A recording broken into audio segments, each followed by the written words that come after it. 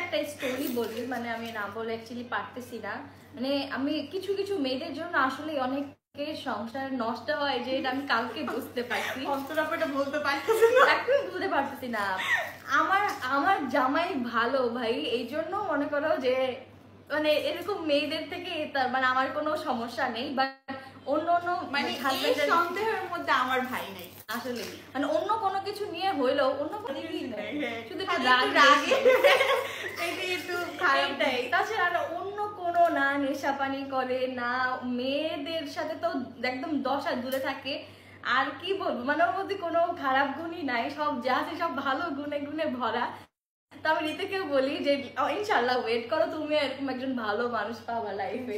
হ্যাঁ, তো কালকে যে ঘটনাটা বলি, যে ঘটনাটা বলবো সেটা হচ্ছে আমি আর রাকিব গেছিলাম, আমার একটা প্রমোশনাল শুট ছিল, শুট করতে। তো ওইখানে একটা মেয়েও ছিল, ওই মেয়েটা না আমাদের দিকে তাকায় তাকায় শুধু হাসি আর হাসি, শুধু শুধু, বুঝছো? মানে আমরা ওদিকে তাকাচ্ছি না ওইভাবে, বাট আমার দিকে তাকে হাসতাম, বলছি কি ভাই হাসে কেন?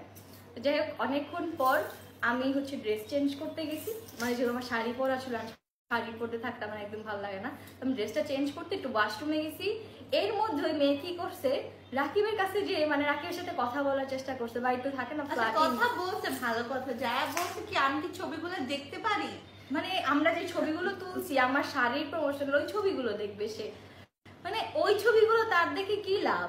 আর কথা হচ্ছে সে কথা এসে বলতেই পারে, একজন মানুষ একজন মানুষের সাথে কথা বলতে পারে।